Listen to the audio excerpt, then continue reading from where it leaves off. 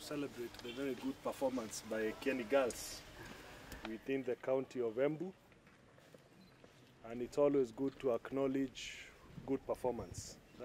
That is what has brought us here. Around the country we continue to encourage our men and women in uniform who have continued to keep our borders safe.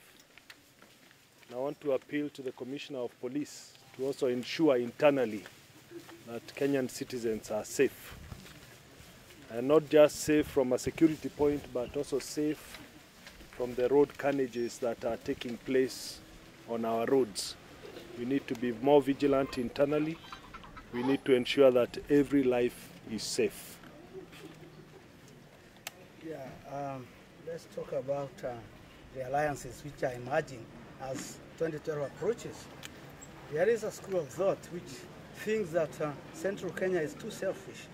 The other school of thought thinks other communities should be given the opportunity, while others insist that let anyone who has what it takes come and buy. Right. What is your position? I think we have been very clear.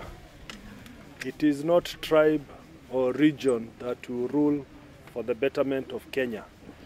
It is any Kenyan from any part of the country who has capability, ability, vision, passion and energy to steer Kenya to the next level that Kenya really requires.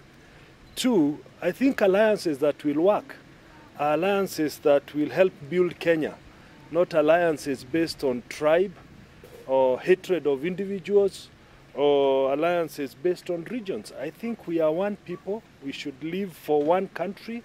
We should be patriotic to our country. And I'm very, very clear that any Kenyan can lead Kenya as long as he has the qualities that will steer Kenya to the next level. Kenya is faced with a lot of problems. We have a lot of severe unemployment. We have serious food insecurity. We have serious issues on infrastructure, serious issues on national security. So any Kenyan who comes out to alleviate the problems that Kenya continues to face is the kind of Kenyan that Kenyans should look into for leadership. I think this is very important, that we must put the country first and the rest of everything second. Kenya must come first. And even when we are here with my colleagues, we have Mheshimiwa Mbao, we have Mheshimiwa Wambora. We are here because we want to appreciate what the girls of Kieni have done, because we want them to go to the next level to help in nation building as responsible young Kenyans, because we appreciate that the majority of the population is within the younger bracket. Therefore, we must uphold that we need the younger generation as we try to think about them and build a country that can look after bright students like the ones that we are honoring today. My last question. Do you believe in the so-called nominations so that they may come out with one candidate? Do you believe in that? It's confirmed. I think Kenyans are brighter than that. I think Kenyans can decide for themselves who is the right person who can actually take charge to lead our country. I think we must never underestimate the mentality of Kenyans again. Kenyans are bright. They know what they are looking for. They know the mistakes that have taken place in the past, and they therefore want to correct this once and for all and get responsible leadership that will help in clear the myriad of problems that continue to bedevil our country. Thank you. Wonderful. Yes. No, that does it. Ask you on the, That does what's it. your stand on the dispute on the election?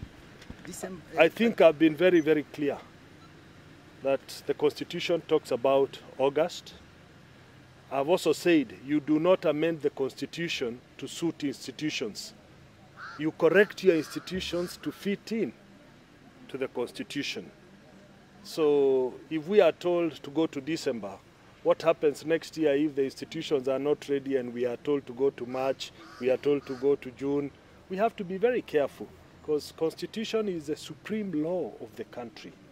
And therefore it's very important that we honor what we went around telling people to vote for. Secondly, and most important, we must also appreciate that the presidential term comes to an end in December next year. What happens when you do the elections in December and you have a runoff? Who will be the president in January? Let us not create a lacuna within the Constitution, because we want to move the election date. Maybe Thank you. on-